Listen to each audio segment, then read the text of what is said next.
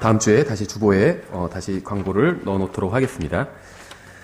예, 이번 시간에 저희가 살펴볼 것은요, 이제 시대별 구원 방법이라고 일단 이렇게 제목을 잡았습니다. 그래서 오전 시간에 저희가 구원의 원칙에 대해서 좀 더 보편적인 원칙에 대해서 살펴봤습니다. 그래서 이번 시간에는 저희가 4가지, 그러니까 프린트물 나눠드렸죠. 신약 시대의 구원 방법, 또 구약 시대와 환란 시대 구원 방법, 다음에 복음을 들어보지 못한 사람들에 대해서, 또 어린아이들과 이제 정치인 지체 장애자들에 대해서 이렇게 4가지 경우로만 나눠서 살펴보려고 합니다.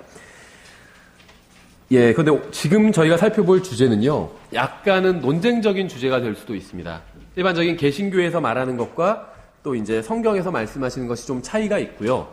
다음에 킹제임스 성경을 믿는 사람들 사이에서도 차이가 있는 분들이 상당히 있습니다. 그래서 첫 번째 이 신약 시대의 구원 방법에 대해서는 여기에 대해서는 아무도 이의가 없어요. 만약에 이게 다르면 그건 이단입니다. 그렇죠? 그래서 킹제임스 성경을 믿던 일반적인 개신교건 이 신약 시대의 구원 방법에 대해서는 차이가 없고, 이제 이단들만 이의를 제기하고 있죠. 여호와의 증인이나 몰몬교, 안식교, 그다음에 뭐 우리나라 토종 이단들, 신천지 이런 데는 이제 어떤 행위를 통해서 구원받을 수 있다, 이런 걸 주장하고 있는 거죠. 또 로마 가톨릭 마찬가지고. 그래서 이 신약 시대의 구원 방법에 대해서는 이의가 없는데, 구약 시대, 환란 시대, 또 복음을 들어보지 못한 사람들 어떻게 되는지에 대해서도 좀 견해가 다른 부분들이 있고, 또 어린 아기들과 정신지체아들에 대해서도 기본적인 것에 대해서는 이견이 없는데, 이게 조금만 더 자세하게 들어가면 상당히 복잡해져요. 그래서 어린 아기들의 구원이 기본적인 걸만 오늘은 얘기하려고 하거든요. 여기에 대해서는 크게 성경적으로 어렵지 않은데, 이게 조금 자세히 들어가면 한없이 어려워질 수밖에 없는 주제입니다. 그래서 그게 어떤 부분이 어려워지는지는 제가 나중에 해당 항목에서 잠깐 말씀을 드릴게요. 근데 먼저 이제 좀 말씀드리고 싶은 게 무엇이 있냐면요. 지금 다른 킹제임스 성경을 믿는 다른 분들과도 오늘 우리가 공부할 내용은 좀 서로 다른 부분이 나오거든요. 킹제임스 성경 진영에서 가르치는 것과 좀 다른 부분이 나올 수 있어요. 그래서 저희가 중요한 건 성경이 무엇이라고 말씀하시는지 한번 확인해 보는 게 중요한 일이겠죠. 그래서 누가 가르치느냐도 물론 뭐 무시할 수 없는 부분이라고 생각합니다. 어떤 훌륭한 성경 교사가 가르치는 것, 의미가 있겠죠. 저도 어떤 부분 잘 모를 때 정말 훌륭한 성경 교사들이 가르쳐 놓은 자료들을 또 찾아보고 또 강의도 들어보고 그렇게 하거든요. 그런데 아무리 훌륭한 성경 교사라고 할지라도 실수할 수는 있는 거죠. 또 어떤 부분에 있어서는 성경을 잘못 가르칠 수도 있고, 그래서 제가 어떤 분과 다른 입장을 취한다고 해서 그 사람보다 제가 훨씬 훌륭하다고 주장한다든지 내가 성경을 더 많이 한다고 주장한다든지 그런 건 절대 아니라는 겁니다. 이렇게 말씀을 드려도 또 이상한 댓글이 달리거나 그런 경우들이 있더라고요. 그래서 성경 공부 저희가 하는 자료와 이제 문서로 된 것도 PDF로 만들어서 다 올리고, 그다음에 동영상도 다 올리고 자유롭게 퍼갈 수 있게 해놨거든요. 그래서 가끔 검색을 해보면 굉장히 다양한 데서 퍼가더라고요. 그래서 거기까진 좋은데 이제 자기들끼리 그거 갖고 뭐 논쟁이 붙기도 하고, 그다음에는 이우진 이 사람은 자기가 뭐 제일 많이 한다는 거냐, 막 교만하다, 막 이런 댓글이 달리기도 하고. 차라리 그런 댓글 달리면 괜찮은데, 그냥 들어보지도 않고 나쁜 댓글이 달리면 들어보지도 않고 그냥 막 욕하는 사람도 있어요. 그래서 뭐 생긴 것만 들어볼 필요도 없다, 생긴 것만 봐도 조폭 같다, 막 이런 댓글도 달리더라고요. 예. 그래서 저는 차라리 들어보고 욕하면은 괜찮은데 생긴 것 같고 그러니까 좀 할 말은 없더라고요. 예. 그래서 유튜브에서 제가 올리는 거는 제가 댓글을 삭제할 수 있거든요. 나쁜 댓글은 제가 다 삭제해버려요. 왜냐면은 들어보지도 않고 욕을 하니까. 근데 이제 퍼가서 다른 카페에 올린 건 제가 댓글을 삭제할 수는 없는데, 거기서 뭐 별의별 욕도 달리는 경우도 있고. 하지만 또 반대로 자기가 정말 이제는 기쁜 마음으로 신앙생활을 할 수 있게 되었다는 댓글도 달리는 것도 있어요. 그래서 또 감사하기도 하죠. 예, 그래서 절대 이게 무슨 제가 지금 이렇게 나는 믿는다 이거를 말씀드리고, 또 성경에서 여태까지 제가 공부한 바에 의하면 이런 식으로 아마 구원이 이루어질 것이다. 각 시대별로 또 각 상황별로 이렇게 정리해서 말씀드리는 것뿐이지, 이것과 다른 것을 가르치면 그 사람은 다 가짜다, 뭐 교제할 필요도 없다, 그리스도인도 아니다, 구원도 못 받았다, 이렇게 함부로 평가하는 것이 아닙니다. 그래서 굉장히 성경에서 약간 어려운 주제고 좀 민감한 주제일 수도 있다는 걸 말씀을 드리고요. 이것과 제가 가르치는 것과 좀 다른 경우들도 다르게 가르치는 분들도 있다는 겁니다. 그래서 먼저 좀 그렇게 양해를 구하고 살펴보도록 하겠습니다. 먼저 신약시대의 구원 방법. 이거는 뭐 쉽죠. 너무나도. 신약시대의 구원 방법은 앞서 언급한 대로 먼저 하나님 앞에서 회개하고 예수님을 믿어야 구원을 받을 수 있습니다. 반드시 예수님을 믿어야 돼요. 신약시대의 구원 방법은. 다만 이제 전제가 복음이 들어간 지역에서 그렇다는 겁니다. 그럼 이제 어디가 복음이 들어간대냐? 지금 2018년 1월을 기준으로 보면 대한민국 전체가 다 복음 들어갔다고 보시면 돼요. 다음에 미국, 영미권 다 복음이 들어갔다고 보시면 됩니다. 유럽에는 예수님을 믿는 사람이 실제로 굉장히 적습니다. 그래도 유럽도 다 복음이 들어갔다고 보시면 돼요. 중국, 북한 거의 다 복음이 들어갔습니다. 오히려 중국에는요, 킹제임 성경 이 흠정역 사용하는 사람이 한국보다 훨씬 더 많아요. 한글 흠정역을 사용하는 사람이 우리나라보다 훨씬 더 중국에 많이 있습니다. 복음 다 들어갔어요. 중국에 있는 그리스도인들도 신앙서적이나 성경 필요하면 그냥 북스토어 가서 사요. 인터넷으로 주문하고. 그러니까 더 이상 교회가 박해를 받지는 않아요. 정치와 결부되면 박해를 받아요. 중국에서 교회가. 그런데 정치에 결부되지 않으면 박해받지 않습니다. 그러니까 지금 문명화된 사회는 그러니까 이념을 떠나서 공산주의건 사회주의건 뭐 자본주의건 민주주의건 상관없이 문명화된 사회에는 다 복음이 들어갔다고 보시면 됩니다. 미대륙 다 복음 들어갔어요. 남미, 북미 다 복음 들어갔죠. 유럽 다 복음 들어갔습니다. 아시아 다 복음 들어갔어요. 복음이 안 들어가는 데는 지금 아주 손에 꼽을 정도로 적습니다. 그래서 지금 이 시대는 다 예수님을 믿어야 됩니다. 우리나라 사람 예수님에 대해서 아주 자세히 모르는 사람은 있어도 뭐 기쁘다 구주 오셨네 이런 노래는 다 알잖아요. 그렇죠? 그거 처음 들어보는데 이런 사람 없거든요. 다 알아요. 그러니까 자기가 예수님이 구원자라고 안 믿을 뿐이지 예수님이란 분이 구원자라고 불리고 그렇게 믿는 사람들이 있다는 건 우리나라 사람들 다 알고 있죠. 99.99999% 사람들이 다 알고 있습니다. 복음이 다 들어갔다고 보시면 돼요. 그래서 이런 데서는 예수님을 믿어야 구원을 받습니다. 예수님을 안 믿고는 구원받을 수 있는 방법이 없습니다. 다만 전제가 그 이성을 갖춘 사람들 중에 그렇다는 거죠. 아직 1살짜리나 어떤 뭐 정신지체하나 그런 경우는 예외라고 볼 수가 있겠죠. 사도행전 16장 31절 그들이 데리고 나와 이르되 선생들이여 내가 무엇을 하여야 구원을 받으리이까 하거늘 그들이 이르되 주 예수 그리스도를 믿으라. 그리하면 내가 구원을 받고 네가 믿으면 네가 구원을 받고 또 너희 집이 믿으면 너희 집이 받으리라. 이렇게 얘기한 거죠. 너 혼자 믿으면 너희 가족 다 구원받는다. 이 얘기가 아닙니다. 예수님을 믿으면 네가 구원을 받고 너희 집안 식구들 다 믿으면 너희 집안 식구들 다 구원받고 이 얘기예요. 로마서 1장 16절 내가 그리스도의 복음을 부끄러워하지 아니하노니 이는 그 복음이 믿는 모든 자를 구원에 이르게 하는 하나님의 권능이기 때문이라. 먼저는 유대인에게요 또한 그리스인에게로다. 이렇게 말씀하고 있죠. 또 로마서 10장 9절 10절 내가 만일 내 입으로 주 예수님을 시인하고 하나님께서 그분을 죽은 자들로부터 살리신 것을 내 마음속으로 믿으면 구원을 받으리니 사람이 마음으로 믿어 의에 이르고 입으로 시인하여 구원에 이르느니라. 이렇게 말씀하고 있어요. 근데 여기서 이제 오해에서 입으로 시인하는 게 이게 뭐냐? 마음으로 믿어서 의에 이른다는 건 이해가 가는데 믿어서 의롭게 됐으니까 입으로 시인하는 게 뭐냐? 그래서 어떤 진짜로 그렇게 질문하신 분도 있었어요. 그러면은 그러니까는 벙어리는 구원받을 수가 없는 거냐? 입으로 시인하여 구원에 이른다고 했는데 그런 얘기가 아니죠. 같은 얘기예요. 이게 두 가지를 반복하고 있는 겁니다. 마음으로 믿어 의에 이르고 입으로 시인하여 구원에 이르니라. 같은 이야기를 하고 있는 겁니다. 같은 이야기를 하고 있는 거예요.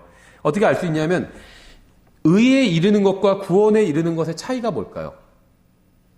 어떤 교리적으로 무엇인가를 차이는 있겠죠. 그러니까 구원받는 것의 한 면이 구원이라면 다른 면이 의롭게 되는 것이겠죠. 의롭게 되었지만 구원은 받을 수 없어요. 이건 말이 안 되죠. 의롭게 되면 구원받습니다. 그렇죠. 또 구원받으면 의롭게 된 거예요.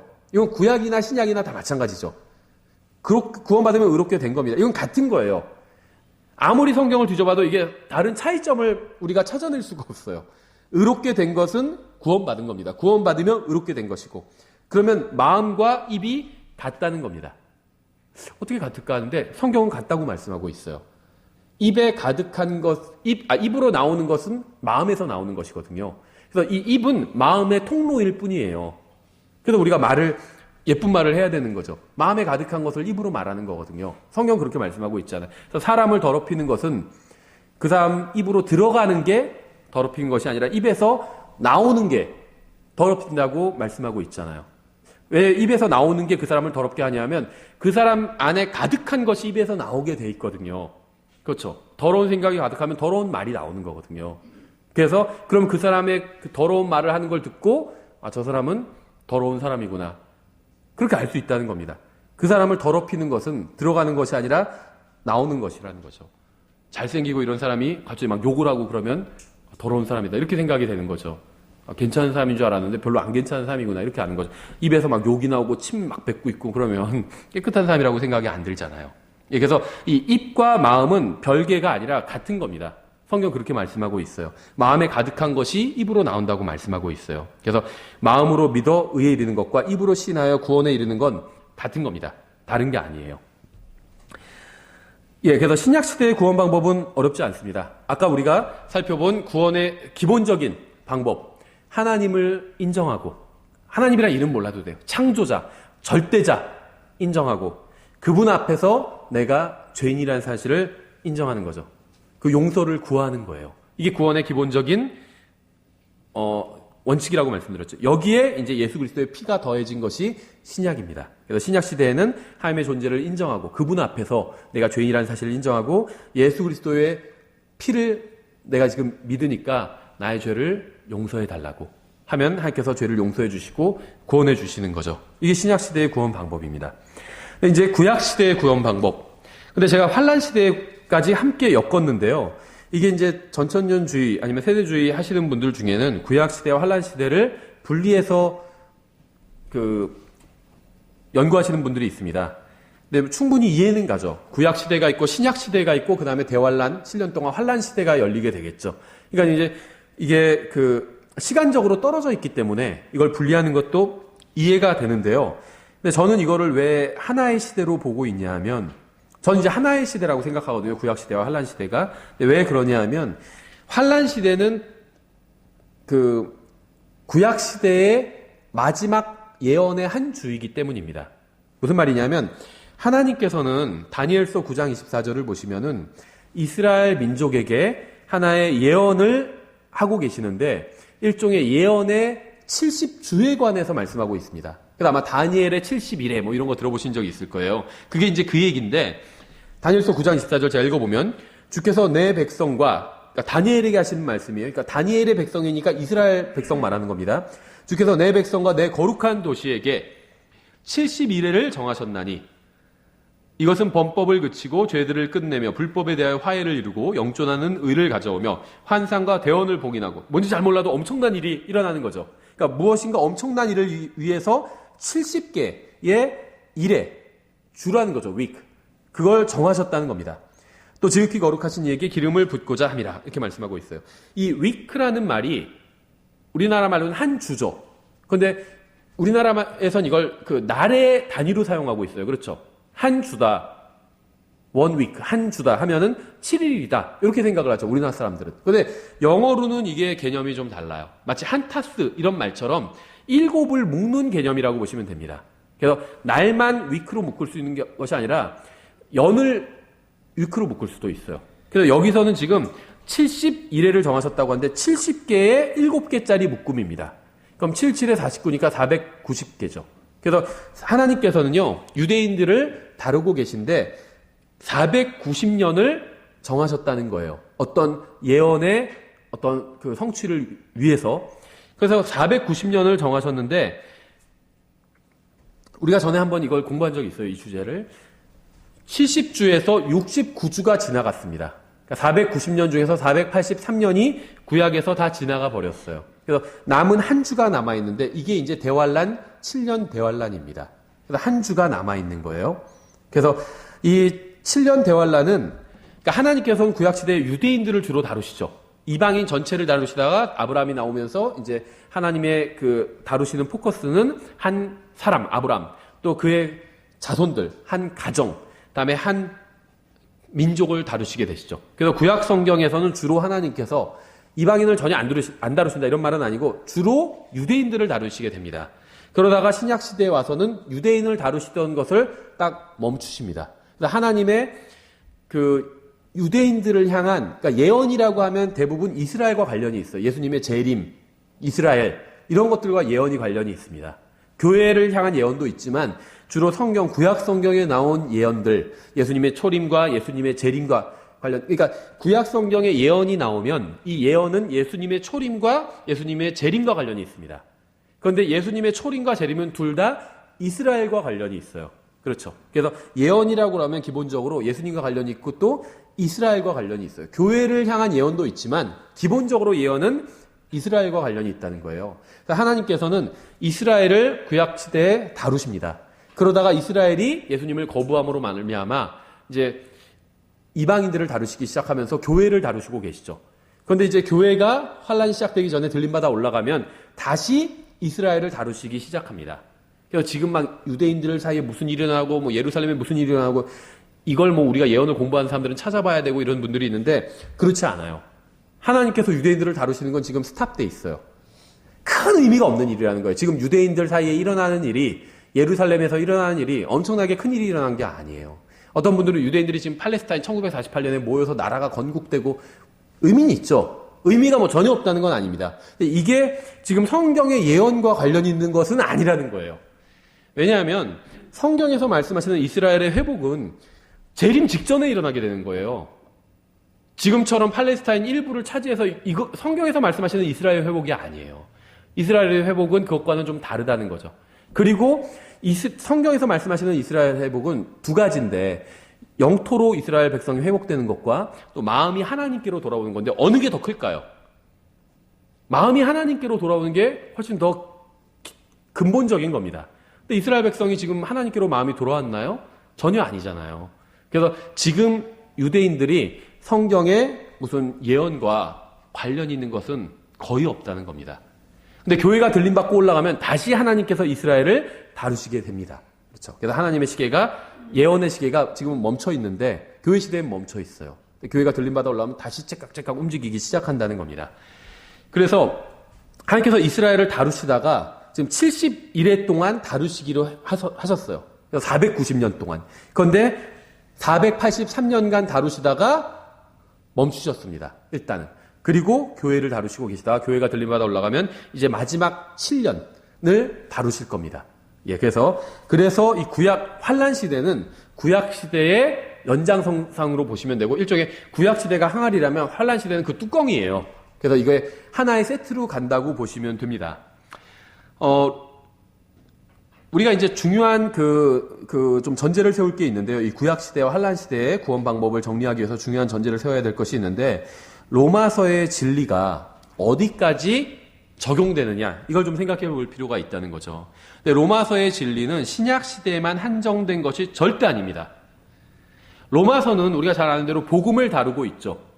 다시 말하면 복음이란 무엇이냐면 벌을 받아야 될 사람이 벌 받지 않아도 된다. 그냥 용서만 구하면 그냥 바로 용서받을 수가 있다. 이게 복음이거든요.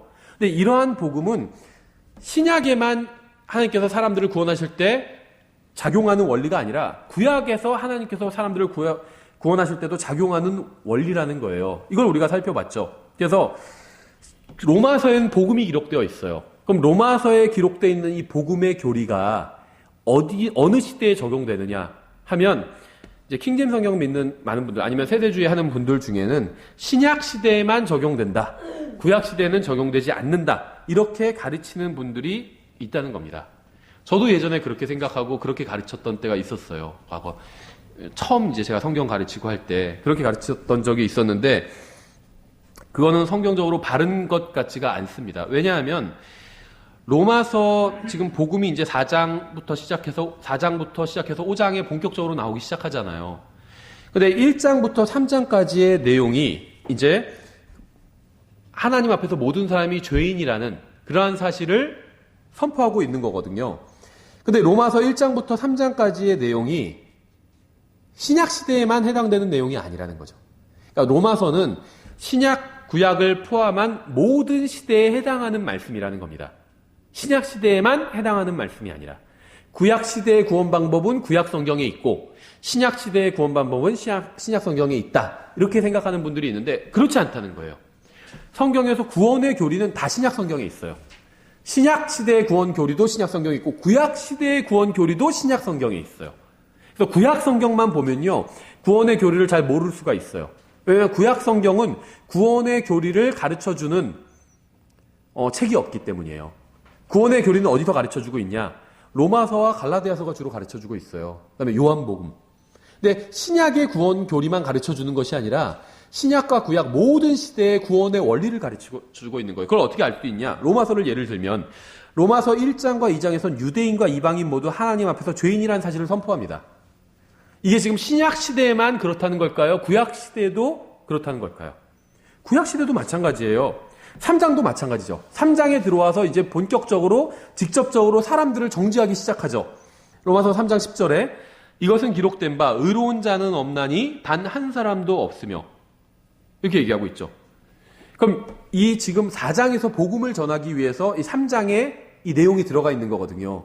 모든 사람이 다 죄인이 되어야 이제 복음을 선포할 수가 있잖아요. 그렇죠? 자기가 죄인이라고 생각하지 않으면 복음이 의미가 없어지잖아요.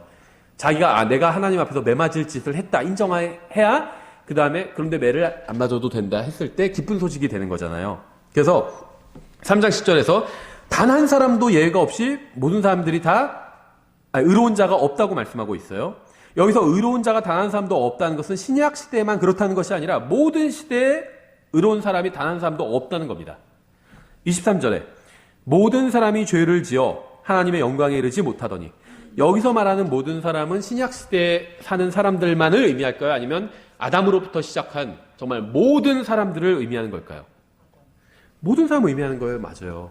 구약. 그러니까 지금 로마서 이 3장의 문맥은요. 신약의 구원 교리만 말하는 그런 건 없어요. 성경에.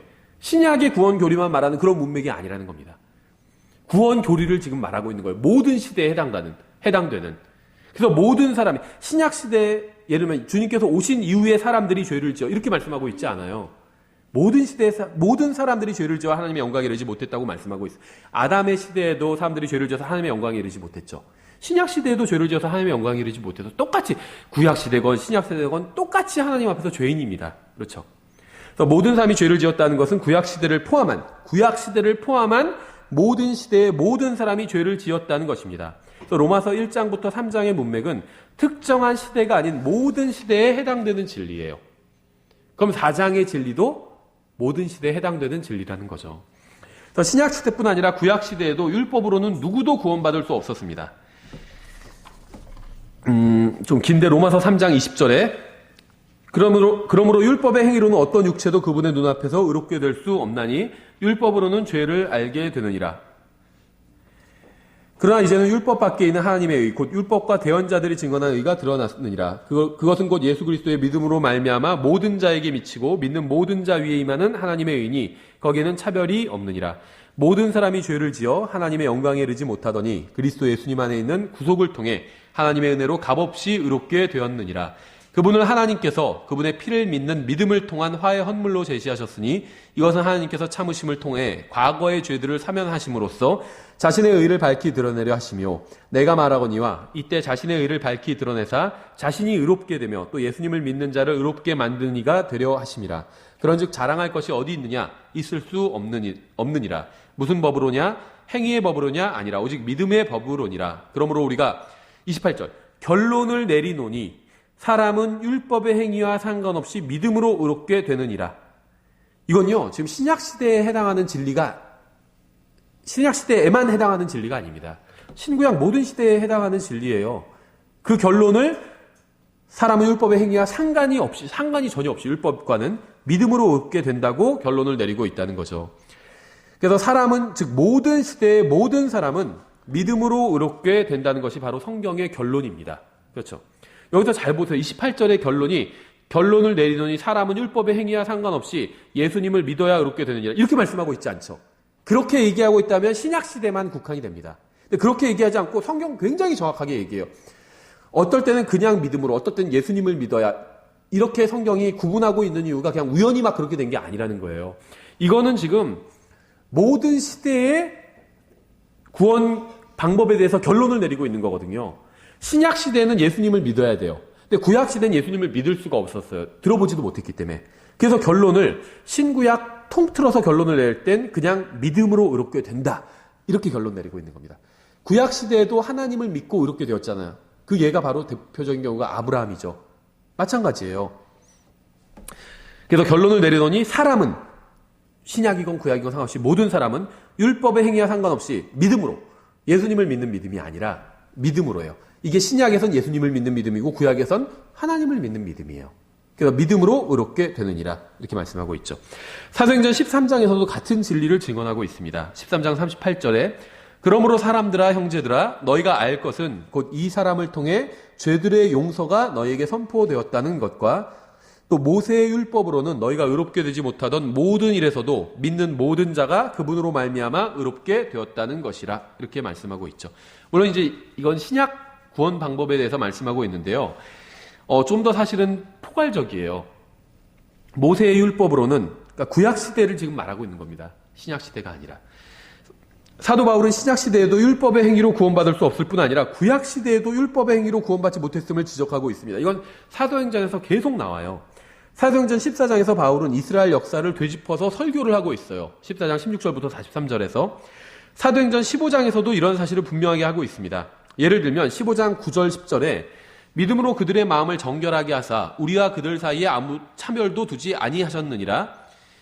그런데 이제 너희가 어찌하여 하나님을 시험하여 우리 조상들이나 구약 얘기를 하고 있는 거죠. 구약 시대 얘기를 하고 있는 거예요. 우리 조상들이나 우리나 신약 시대죠. 능히 매지 못하던 멍에를 제자들의 목에 매려 하느냐.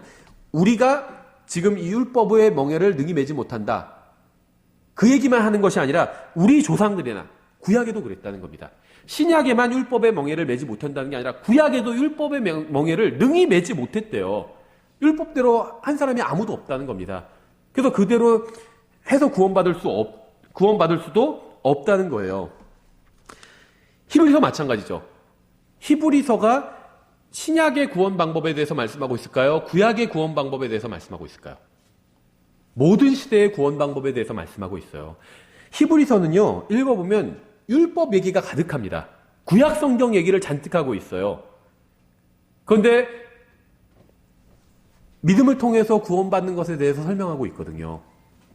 히브리서 7장 11절에 그러므로 만일 레위의 제사장 체계를 통해 완전함이 있을 수 있었으면 백성이 그의 제사장 체계 하에서 율법을 받았느니라. 아론의 계통에 따른 부르심을 받지 아니하고 멜기세덱의 계통을 따르는 다른 제사장이 일어날 필요가 또 있었겠네. 지금 구약 얘기하고 있는 거죠. 문맥이 구약이에요. 구약 얘기예요. 제사장 체계가 변화했은즉 율법도 변하는 것이 마땅하니라. 또 이 일들이 말하는 그분은 다른 지파에 속하시는데 그 지파에서는 아무도 제단에서 섬기는 일을 맡지 아니하였느니라. 우리 주께서 유다에게서 나신 것이 분명하도다. 이 지파에 대하여는 모세가 제사장 직분에 관해 아무것도 말하지 아니하였고 멜기세덱의 모습을 따르는 다른 제사장이 일어나므로 그것은 더욱더 분명하도다. 이분은 육신에 속한 명령의 율법에 따라 제사장이 되지 아니하시고 무궁한 생명의 권능에 따라 되셨으니 그분께서 증언하시기를 너는 멜기세덱의 계통에 따른 영원한 제사장이라 하시느니라. 앞서 나가던 명령은 그것의 연약함과 무익함으로 인하여 진실로 폐하여졌도다. 율법은 아무것도 완전하게 하지 못하였으나, 그렇죠. 주께서 더 나은 소망을 가져오심은 완전하게 하였으므로 우리가 이 소망을 힘입어 하나님께로 가까이 나아가느니라. 율법을 통해서 구원받을 수가 없어요. 완전해지지 못합니다. 율법을 통해서는. 그럼 율법은 어떤 속성이 있냐? 히브리서 10장 1절에 율법은 다가올 좋은 일들의 그림자는 가지고 있으나, 그림자래요. 율법은 그림자. 그 일들의 형상 그 자체는 아니므로 그들이 해마다 계속해서 드린 그런 희생물들로는 거기로 나오는 자들을 결코 완전하게 할 수 없느니라. 율법은 나쁜 건 아니에요. 다만 그림자입니다. 그림자가 나쁜 건 아니죠. 좋은 것의 그림자예요. 율법을 보면 이게 그림자니까 진짜 실체 무엇이 존재하겠구나. 이걸 알 수 있다는 겁니다. 그림자가 있다는 건 실체가 있다는 거잖아요. 그렇죠. 율법은 그림자래요. 그래서 결코 사람을 완벽하게 할 수는 없어요. 율법이 나쁜 건 아닙니다. 좋은 것의 그림자예요. 그랬더라면 경배하는 자들이 한 번에 깨끗하게 되어 더 이상 죄들을 의식하지 아니하였을 터이므로 그것들을 드리는 일을 그치지 아니하였겠느냐. 그러나 그 희생물들에는 해마다 죄들을 다시 생각나게 하는 것이 있나니 율법의 기능이 뭐냐면 죄들을 생각나게 하는 게 있대요. 우리가 죄를 짓고도 잊고 할 때가 있잖아요. 생각나게 한대요. 그래서 죄가 생각나야 죄의 용서를 구할 거 아니에요. 그러니까 이 율법은 사람을 구원으로 인도합니다. 구원을 해주진 못해요. 근데 구원으로 인도하는 역할을 해줘요. 그렇죠. 마치 제가 그 다이어리에 뭐를 써놓을 수 있죠. 예를 들면 뭐 월요일에 중요한 일이 있으면 미리 써놓죠. 근데 써놨다고 해서 그걸로 그 일이 해결된 건 아니에요. 그렇죠. 그걸 보고 리마인드를 하고 이게 있었지, 이걸 해야지. 그 일을 처리해야 됩니다. 그건 별개의 일이라는 거죠. 율법은 리마인드 시키는 일을 한다는 거예요. 그렇죠. 그러나 그 희생물들에는 해마다 죄들을 다시 생각나게 하는 것이 있나니 황소와 염소의 피가 죄들을 제거하는 것은 불가능하니라. 죄를 제거하는 것은 예수 그리스도의 피입니다. 그럼 황소와 염소의 피는 무슨 일을 했냐? 율법에 속한 것들이죠. 죄를 지으면 소를 잡고 양을 잡고 해서 제사를 드렸잖아요. 헌물을 드렸잖아요. 이걸 통해서 내가 죄를 지은 게 기억나는 거예요. 죄는 눈에 보이지 않잖아요. 근데 소를 잡고 이건 눈에 보이잖아요. 그러니까 죄라 눈에 보이지 않는 죄를 시각화시키는 거거든요. 잔인하잖아요. 소 잡고 하는데 뭐 즐거운 광경은 아닐 거 아니에요. 양 잡고 하는데 잔인한 광경이거든요. 그렇죠. 피가 막 낭자하고 나의 죄를 형상화시키는 거예요. 그런 기능이 있다는 거예요. 지저분하잖아요. 깨끗하지는 않잖아요. 안방에서 양 잡지는 않을 거 아니에요. 잡아도 만약에 무슨 짐승 소를 잡는다, 돼지를 잡는다. 방에서 잡지 않아요. 그렇죠. 시골에서 저 돼지 잡는 거 한번 봤거든요. 마당에서 잡더라고요. 그래서 딱 목을 딱 따는데 정말 이게 돼지 멱다는 소리구나. 그걸 정말 깨달았어요. 꽥 소리 지르더라고요. 피가 막 튀고 막 난리가 나요. 그렇죠. 우리의 죄를 시각화시킨 거예요. 그렇다는 거예요. 우리는 죄 짓고 이거 별거 아닌데 뭐 이러고 지나갈 수 있는데 하나님께서 보실 땐 피가 낭자하고 막 더럽고 피냄새가 비린내가 나고 죄가 그렇다는 거예요. 그걸 시각화시키는 기능이 있다는 거예요. 율법이. 한마디로 그 난리를 피우는 거잖아요. 죄 한번 지으면 가서 막 양 잡고 뭐하고 막 절차도 있고 죄는 그냥 지나갈 수 없다는 거예요. 그런데 황소와 염소의 피로는 죄를 제거하는 건 불가능해요. 그냥 리마인드만 시키는 거예요. 죄가 이렇게 기억나게 하는 겁니다. 그럼 실제 죄를 제거하는 건 예수 그리스도의 피라는 거죠. 그래서 율법은 기능이 뭐냐? 그걸 잘 지키면 구원받고 그것과는 전혀 관련이 없습니다. 그냥 죄를 기억나게 해요. 하나님 앞에서 내가 나쁜 놈이구나. 하나님의 기준은 이렇게 높은데 내가 이 기준을 채우지 못했구나. 이걸 기억나게만 만드는 게 바로 율법의 기능이라는 거죠. 갈라디아서 2장 16절 사람이 율법의 행위로 의롭게 되지 아니하고 이게 신약만의 일일까요? 신약에는 율법의 행위로 의롭게 되지 않는다. 근데 구약에는 믿음 플러스 율법의 행위로 의롭게 될 수 있다. 그렇게 정말 성경이 말하고 있는 걸까요? 아니라는 겁니다. 갈라디아서는 신약의 구원 교리만 말하고 있는 게 아니라 모든 시대의 구원 교리를 말하고 있는 거예요. 어느 시대에도 율법의 행위로 의롭게 될 수 있는 사람은 아무도 없습니다. 구약 때는 그렇게 될 수 있다. 그런 말씀을 하고 있는 게 아니라는 거예요. 사람이 율법의 행위로 의롭게 되지 아니하고 오직 예수 그리스도의 믿음으로 되는 줄 알므로 우리도 예수 그리스도를 믿었나니 이것은 우리가 율법의 행위가 아니라 그리스도의 믿음으로 의롭게 되고자 함이라. 율법의 행위로는 어떤 육체도 의롭게 될 수 없느니라. 구약이든 신약이든 어느 시대든 상관없이 어떤 사람도 율법의 행위로는 의롭게 될 수 없다는 겁니다. 갈라디아서 2장 21절 내가 하나님의 은혜를 헛되게 하지 아니하노니 만일 의가 율법으로 말미암아 온다면 그리스도께서 헛되이 죽으셨느니라. 이렇게 말씀하고 있죠. 율법을 통해서 구원받을 수 있으면 예수님 죽으실 필요가 없었다는 거죠. 이게 바로 갈라디아서 2장 21절의 가르침이고 3장 21절에서는 이것을 더욱 분명히 하고 있죠. 그러면 율법이 하나님의 약속들에 위배되느냐? 결코 그럴 수 없느니라. 그러니까 구약에 위배되냐 이거죠. 그렇지 않다는 거예요. 만약 생명을 줄 수 있는 율법이 주어졌더라면 진실로 의가 율법으로 말미암아 있었으리라. 그래서 신약 성경은 구약 성경을 푸는 열쇠입니다. 신약 따로 구약 따로가 아니라는 거예요. 그러므로 우리는 신약 성경을 통해서 구약 성경에 기록된 것들에 대한 4가지 사실을 알 수 있는데요. 첫째는 율법은 결코 죄인을 의롭게 할 수 없다는 것. 두 번째는 율법은 죄를 제거하지 못하고 어느 누구도 완벽하게 할 수 없다는 것. 세 번째는 율법은 의를 줄 수 없다는 것. 네 번째, 율법은 생명을 줄 수 없다는 것. 한마디로 하면 율법은 사람을 구원할 수 없다는 겁니다. 그게 기능이 아니에요. 율법은 거울과 같아요. 사람이 얼마나 더러운지를 보여주는 게 율법의 기능이지 씻겨주진 않아요. 그렇죠. 거울 아무리 보고 있어도 깨끗해지진 않아요.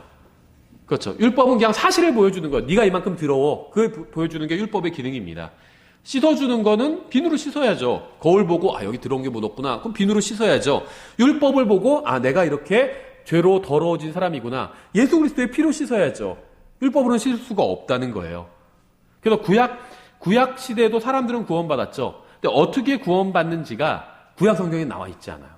신약 성경에 나와 있어요. 그래서 로마서는요, 신약의 구원만 가르치고 있지 않아요. 구약의 구원도 가르치고 있어요. 그래서 로마서 4장에서 어떻게 구원받았는지 예를 들어주고 있잖아요. 아브라함이 어떻게 구원받았나? 하나님을 믿고 그 믿음이 의로 여기심을 받았다. 신약 얘기가 아니에요, 지금. 그렇죠. 그리고 다윗은 어떻게 구원받았냐? 죄들이 덮였고 다 용서받았잖아요. 그냥 그렇게 구원받은 거예요. 용서해 주십시오 하니까 그냥 용서해 주셨죠. 구원해 주셨다는 거예요. 그게 구약의 구원 방법인데 신약도 그것과 똑같다는 겁니다. 그렇죠. 그게 로마서에서 가르치고 있는 교리죠. 하나님께서 모세에게 율법을 주신 그 목적이 있는데요. 이 율법에는 두 가지 목적이 있습니다. 첫째 목적은 이스라엘 국가를 통치하기 위함이에요. 율법을 쭉 보면요. 이게 헌법, 민법, 형법, 행정법 이런 것들이 막 섞여 있습니다. 섞여 있어요. 그래서 이것은 국가를 통치하게 하기 위한 목적을 가지고 있습니다. 이스라엘은 광야에서 오랜 시간을 보낸 후에 약속의 땅에 정착하게 되어서 마치 우리의 헌법과 같은 법률이 필요했어요. 국가에는 다 법률이 필요하거든요. 하나님께서는 이러한 필요에 의해서 율법을 주신 겁니다. 또 율법을 범한 사람들에게 지옥의 형벌을 말씀하고 있지 않고 개인적인 경우에는 육체의 죽음을 말씀하고 있고 그리고 민족적인 경우에는 약속의 땅에서 쫓겨남을 언급하는 것을 볼 수 있어요. 그러니까 법을 잘 안 지키면 너희가 그 땅에서 제대로 살 수가 없다 이런 겁니다. 마찬가지로 우리나라의 법이 있잖아요. 법을 다 지키지 않으면 어떻게 될까요? 그럼 나라 망하는 거죠. 그렇죠. 그 얘기를 하고 있다는 거예요. 그래서 이와 같이 율법을 지키면 그 보상으로 주어지는 것은 개인적인 경우에는 하늘나라에서 영원한 생명이 아니라 지상에서의 장수와 건강 그리고 형통함입니다. 민족적으로는 땅에서의 어떤 평안이라는 걸 볼 수 있어요. 이거는 그러니까 혼의 구원과는 율법은 관련이 없다는 겁니다. 다만 혼의 구원의 그림자는 보여주고 있다는 거예요. 그림자는. 근데 그 자체와는 관련이 없다는 거예요. 갈라디아서 3장 21절 그러면 율법이 하나님의 약속들에 위배되느냐? 결코 그럴 수 없느니라. 만일 생명을 줄 수 있는 율법이 주어졌더라면 진실로 의가 율법으로 말미암아 있었으리라. 그러나 성경 기록이 모든 것을 죄 아래 가두어 두었나니 이것은 주께서 믿는 자들에게 예수 그리스도의 믿음으로 말미암은 약속을 주려 하심이라. 그러나 믿음이 오기 전에는 우리가 율법 아래 붙잡혀서 나중에 계시될 믿음에 이르기까지 갇혀 있었느니라. 그런즉 율법은 우리를 그리스도께로 인도하는 훈육 선생이었으니 이것은 우리가 믿음으로 의롭게 되게 하려 함이라. 사람이 구원받는 거, 의롭게 되는 건 믿음으로 의롭게 되는 것이고 그럼 율법은 뭐냐? 사람을 구원으로 인도해 주는 역할을 한다는 겁니다. 구원받게 할 수는 없어요. 그냥 너는 더럽다, 더러운 존재다, 구원자가 필요하다. 이 사실을 알려주는 역할만 한다는 거예요. 율법과 복음은 서로 상반되는 것이 아니라 일치하는 것입니다. 결코 율법은 죄인이 행위로 구원받는다고 가르치고 또 복음은 죄인이 믿음으로 구원받는다고 가르치고 이런 시스템이 아니라는 거예요. 오히려 율법은 죄인을 복음으로까지 인도하고 복음은 죄인을 예수 그리스도께로 인도하는 역할을 합니다. 히브리서 11장을 보면 구약 성도들이 믿음으로 구원받았다는 걸 알 수 있어요. 그래서 제가 구약 성경에는 구약 성도들이 어떻게 구원받았는지 그 교리가 나오지 않는다고 말씀드린 이유예요. 어디에 나오냐? 로마서, 갈라디아서 또 히브리서에 나와요. 히브리서를 보면 구약 성도들이 어떻게 구원받았는지가 나와요. 다 믿음으로 구원받았어요. 히브리서 11장이 그걸 계속 강조하고 있잖아요. 히브리서 전체는 구약 성경에 관한 거예요. 신약 성경에 관한 이야기가 아니에요. 그렇죠? 근데 히브리서에서 구약 성경에 관한 이야기를 하면서 구약 성도들이 어떻게 구원받았냐? 믿음으로 구원받았다. 그 얘기를 하고 있잖아요. 그런데 왜 자꾸 구약 시대 믿음 플러스 행위로 구원받는다. 이렇게 가르치냐는 거죠. 모세는 노아는 술 취했죠. 아브라함과 이삭은 거짓말했죠. 자기 부인 팔아먹었죠. 거짓말로. 모세는 살인을 했어요. 라합은 창녀였죠. 삼손은 방탕한 자였죠. 다윗은 간음과 살인을 했습니다. 율법의 행위로 구원받는 것이라면 이들 모두 지옥에 가야 되죠. 로마서에서 다윗과 아브라함이 믿음으로 구원받잖아요. 그러니까 어떤 분은 예외다. 그건 예외다. 이런 얘기를 합니다. 그게 예외인지 아닌지 어떻게 알아요? 성경에 그런 게 나오지도 않는데. 그 다윗과 아브라함만 믿음으로 구원받았나요? 제가 얘기한 것처럼 노아도 믿음으로 구원받았고요. 라합도 삼손, 모세 다 믿음으로 구원받았어요. 율법의 행위로 구원받은 사람은 아무도 없습니다. 왜냐하면 율법의 행위로는 지금 제가 열거한 사람들은요. 다 돌로 쳐서 죽여야 되는 사람들이었어요. 이들은 모두 믿음이 있었기 때문에 믿음으로 구원받은 신약 성도들과 마찬가지로 구원받을 수 있었던 겁니다. 그렇죠? 그래서 이들은 모두 믿음 안에서 죽었기에 하나님께 받아들여진 거예요. 히브리서 11장 13절에 나오죠. 그래서 로마서 4장에서는 아브라함과 다윗의 예를 통해서 구약 성도들도 신약 성도들과 똑같이 믿음으로 구원받았음을 강조하고 있습니다. 구약 성도들이 예수님을 믿고 구원받았다 그런 얘기를 하는 건 아니에요. 일반 개신교에서는 구약 성도가 어떻게 구원받았냐? 예수님을 믿고 구원받았다 이렇게 가르쳐요. 근데 표현을 어떻게 하냐면 십자가를 바라보고 구원받았다 이렇게 가르치거든요. 신약 성도들은 예를 들면 구약 시대가 있고 십자가가 있고 신약 시대가 있으면 시간이 이렇게 지나가잖아요. 그럼 신약 성도들이 제일 최근 성도들이잖아요. 근데 십자가는 2000년 전이죠. 그래서 우리는 십자가를 되돌아보고 구원받고 구약 성도들은 십자가를 내다보고 구원받았다. 이렇게 가르칩니다. 일반 개신교에선. 근데 이건 성경적인 가르침은 아니에요. 왜냐하면 구약 성도들은 십자가를 내다볼 수가 없었어요. 그게 뭔지도 몰랐습니다. 알 수가 없었어요. 그러니까 신약 성도들이 십자가를 바라보고 구원받은 건 맞지만 구약 성도들은 십자가를 바라볼 수가 없었습니다. 구약 성도들도 제가 오전에 설교한 것처럼 예수님의 피, 십자가 대속 때문에 구원받은 건 맞아요. 그게 나로 말미암지 않고는 아무도 아버지께로 갈 수 없느니라. 그 말씀의 의미입니다. 모든 사람들은 구약이든 신약이든 어린아이든 모든 사람들은 예수님의 피 때문에 구원받았어요. 예수님 때문에 구원받았습니다. 예수님의 피로 죄가 씻음받은 거예요. 죄값이 치러진 거예요. 모든 사람들은. 하지만 이제 구체적으로 무엇을 믿었냐를 따져보면 구약 성도들은 예수님을 믿고 구원받을 수는 없었어요. 예수님이 누구신지도 몰랐는데. 그렇죠. 니고데모 같은 경우도 훌륭한 사람이었죠. 성경 교사였어요. 랍비였고. 그런데도 십자가 대속을 이해하지 못했습니다. 그렇죠. 구약 성경만 봐서는 이걸 이해할 수는 없었다는 거예요. 예. 그래서 구약 성도들은 믿음으로 의롭게 되었다는 겁니다. 그래서 이것은 우리가 믿음으로 의롭게 되게 하려 함이라 말씀하시는 것처럼 믿음으로 의롭게 되었다는 거예요. 예, 로마서 4장 3절부터 5절이죠. 성경 기록이 뭐라 말하느냐? 아브라함이 하나님을 믿음에 그것을 그에게 의로 여기셨느니라 하느니라. 이제 일하는 자는 품삯을 은혜로 여기지 아니하고 빛으로 여기거니와 일을 하지 아니할지라도 경건치 아니한 하나님 같지 않다는 거죠. 자를 의롭다 하시는 이를 믿는 자에게는 그의 믿음을 의로 여기시느니라. 믿음을 의로 여기시는 것, 용서를 구하면 용서해 주시는 것. 이게 구원적인 구원 방법이고 모든 시대의 구원 방법입니다. 신약 시대에는 이유를 아는 거죠. 그래서 제가 신약과 구약의 구원 차이가 이유를 아느냐 모르느냐의 차이라고 말씀드린 거죠. 그렇죠? 구약 시대 성도들은 구원받았는데 왜 구원받았는지를 몰라요. 용서해 주셨는데 왜 자기를 용서해 주셨는지 모릅니다. 근데 신약 시대 성도들은 용서를 받았는데 왜 용서해 줬는지, 용서를 받을 수 있었는지 알아요. 예수님의 십자가 때문에 용서받은 거예요. 그렇죠? 근데 구약 시대 성도들은 그걸 몰라요. 그냥 용서해 주십시오 하니까 하나님께서 그래 용서해 주겠다 하니까 용서를 받았어요. 그래서 구원받았나 보다 이렇게만 생각하는 겁니다. 그래서 예수님께서 그 십자가에 달려 돌아가셨을 때 3일 밤낮을 지하 세계에 계셨죠.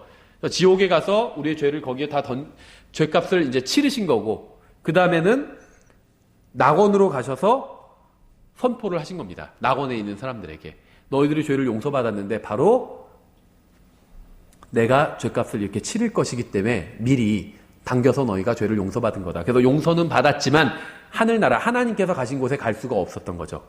죄값이 아직 치러지기 전이었기 때문에. 그래서 예수님께서 치르시고 나서는 이제 그 구약 성도들, 낙원에 있는 지하세계에 있던 구약 성도들을 데리고 셋째 하늘로 올라가신 것입니다. 그래서 사도 바울이 낙원을 셋째 하늘에 가서 낙원을 내가 봤다. 사도 바울이 그렇게 간증을 한 것이죠.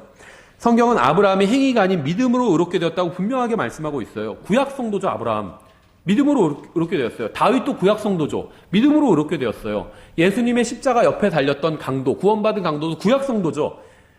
유언한 자가 완전히 죽어야 유언이 시작되거든요. 신약이 시작되거든요. 근데 예수님께서 돌아가시기 전이었잖아요. 근데 구원을 약속받았잖아요. 네가 오늘 나와 함께 낙원에 있으리라 구원을 약속받았잖아요. 구원을 받은 거거든요.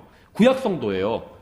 근데 그 예수님 옆에 달렸던 강도가 뭐 율법의 행위를 하거나 뭘 한 게 있나요? 행위는 없어요. 그렇죠. 믿음만으로 구원받았어요.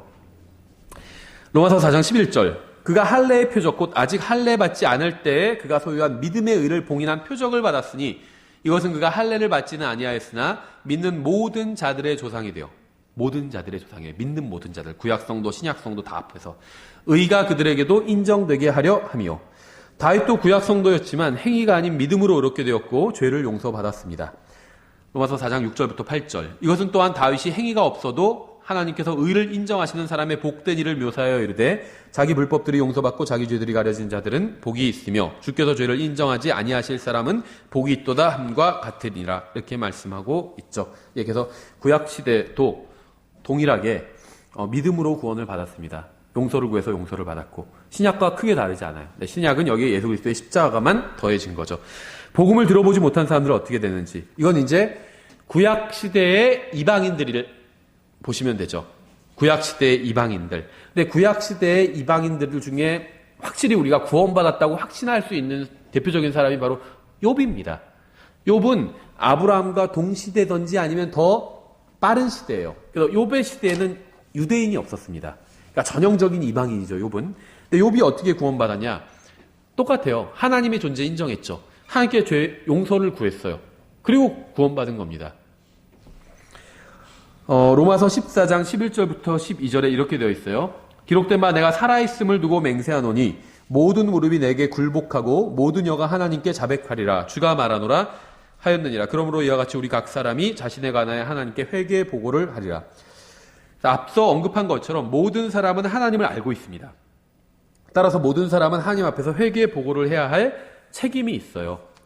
로마서 2장 14절 이는 하나님께서 사람들의 외모를 중시하지 아니하시기 때문이라. 율법 밖에서 죄를 지은 자들은 또한 다 율법 밖에서 멸망하고 율법 안에서 죄를 지은 자들은 다 율법으로 심판을 받으며. 또 14절 율법을 소유하지 않은 이방인들이 본성을 통해 율법 안에 있는 것들을 행할 때 이런 사람들은 율법을 소유하지 않아도 자기에게 율법이 되나니 이런 사람들은 또한 자기 양심이 증언하며 자기 생각들이 서로 고소하고 변명하는 가운데서 자기 마음속에 기록된 율법의 행위를 보이느니라. 야고보서 4장 17절 그러므로 선을 행할 줄 알고도 행하지 아니하는 자에게는 곧 그에게는 그것이 죄가 되느니라. 무슨 말이냐면 복음을 한 번도 들어본 적이 없고 성경을 들어본 적도 없어요. 너는 내가 이렇게 말을 했는데 왜 그대로 하지 않았냐. 하나님께서 그렇게 따질 수가 없겠죠. 그런 사람들에게. 정말 예수님이란 이름도 들어본 적이 없어요. 성경도 본 적이 없어요. 그럼 그런 사람들은 하나님께서 어떻게 심판하시느냐. 너는 거짓말이 잘못된 것이라고 아느냐? 그럼 예, 그러겠죠. 모든 사람은 다 거짓말이 잘못된 거라는 걸 알고 있거든요.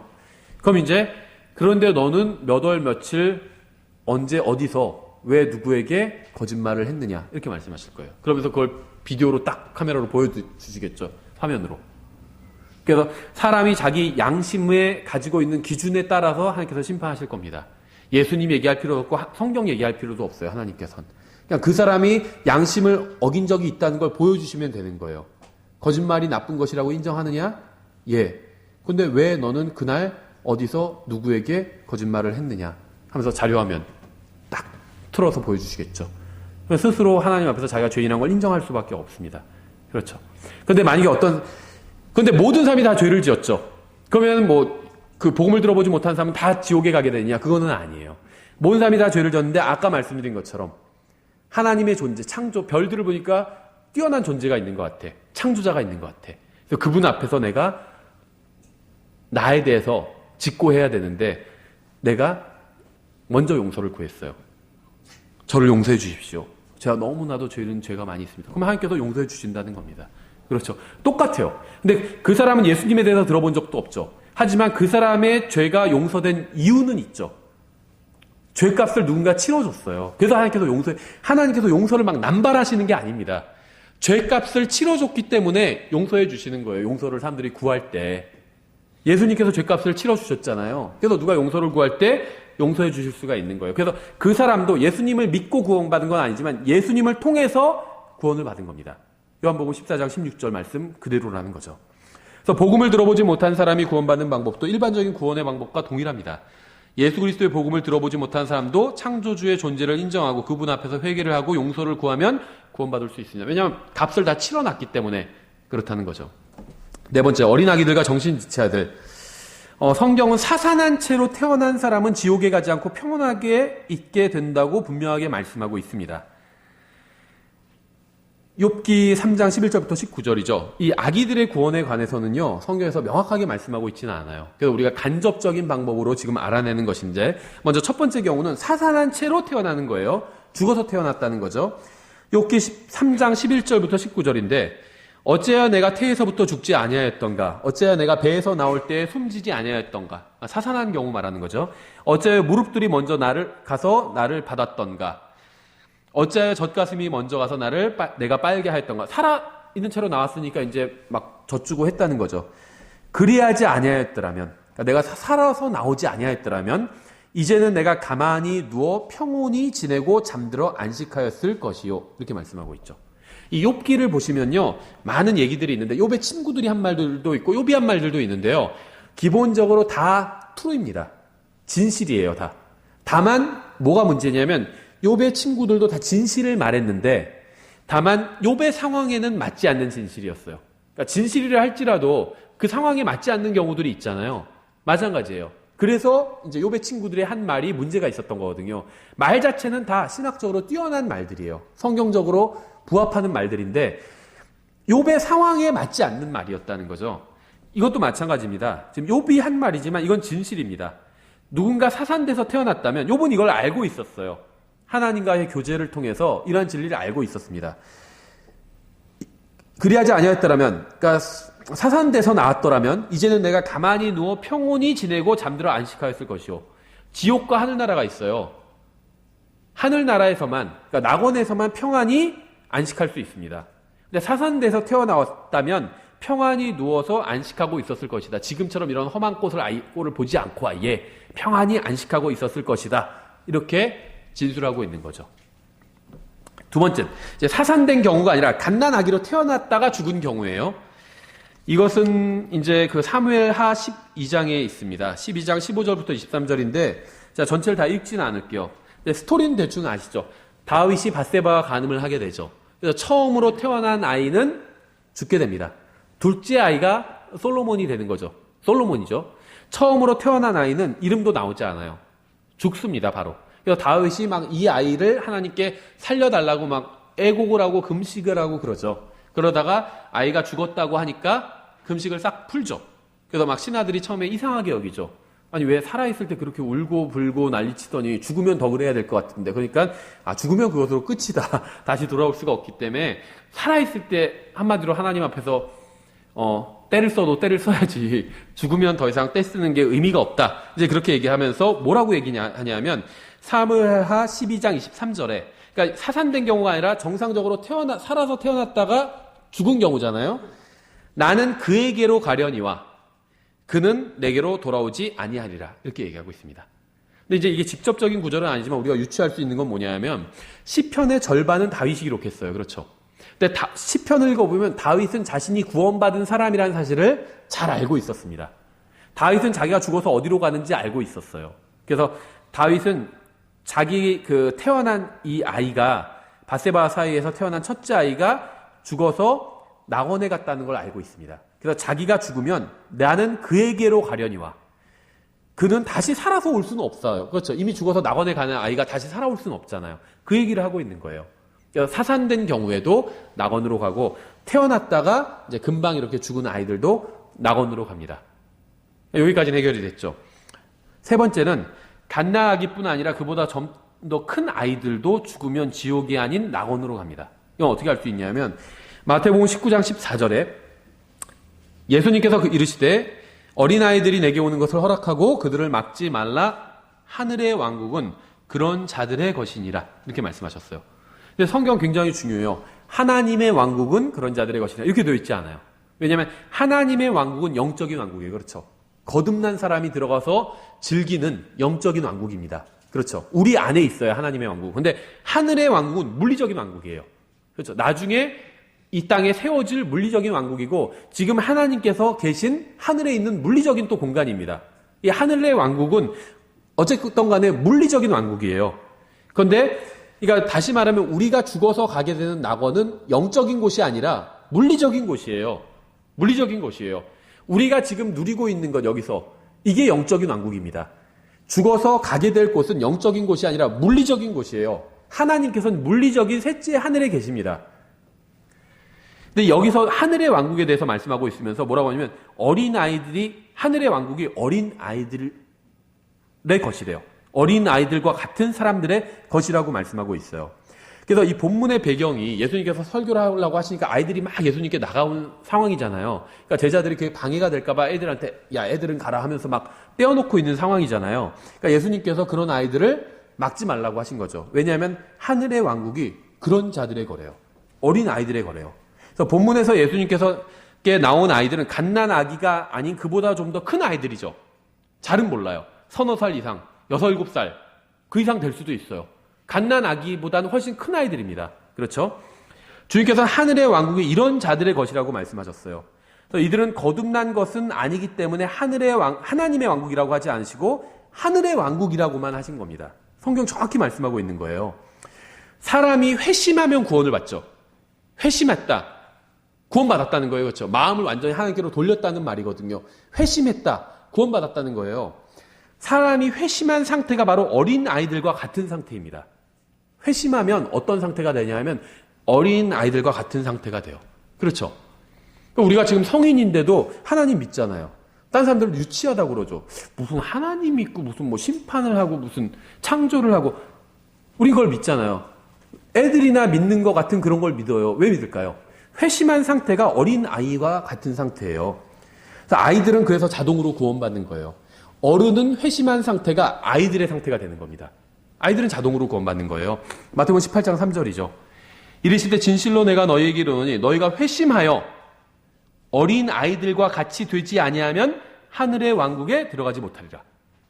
어른들은요 회심해서 어린 아이들과 같이 마음이 되면 하늘의 왕국에 들어갈 수 있습니다. 어린 아이들은 마음 상태가 그냥 그 상태예요. 그래서 그냥 자동으로 하늘의 왕국에 들어가는 거예요. 네, 그래서 사산된 경우, 태어나자마자 죽은 경우, 그다음에 아주 어린 아이들 다 구원받는다고 이렇게 우리가 결론을 내릴 수 있습니다. 예, 그래서 정리하면 신약 시대에는 회개하고 예수님을 믿어야 구원을 받습니다. 구약 시대에는 회개하고 하나님을 믿어야 구원을 받아요. 복음을 들어보지 못한 사람들은 회개하고 창조자를 믿고 용서를 구해야 구원을 받습니다. 아이들과 지적 장애인들은 아무것도 하지 않아도 구원을 받아요. 그 상태, 그 마음의 상태가 회심한 사람들의 마음의 상태와 똑같기 때문에 마태복음 18장 3절에 의해서 그렇죠. 예, 그래서 이렇게 제가 구원에 관해서 한번 간단하게 정리를 해봤습니다. 이것도 지금 나중에 좀 더 살을 많이 붙이고 자세한 설명을 붙여서 책자로 정리를 해서 출간을 하려고 합니다. 예, 제가 기도하고 저희 찬송하고 마치겠습니다. 기도하겠습니다. 하나님 아버지, 저희들을 구원해 주셔서 감사드립니다. 정말 저희들이 받은 이 구원을 내 의미를 저희가 정확히 정말 알 수 있도록 도와주시기 원합니다. 정말 얼마나 엄청나고 대단하고 영광스러운 구원을 저희가 받았는지 저희 마음속에 깊이 새길 수 있도록 주님께서 정말 하나님의 말씀을 깨닫는 그 마음을 주시기 원합니다. 그래서 저희만 이 구원을 누리는 것이 아니라 다른 사람들에게도 이 구원의 복된 정말 복음을 전하며 살 수 있도록 주님께서 저희 안에서 역사해 주시기 원합니다. 감사드리며 예수님의 이름으로 기도드렸습니다. 아멘. 예, 찬송가 344장 주님께 찬양드리고 성경 공부 마치겠습니다.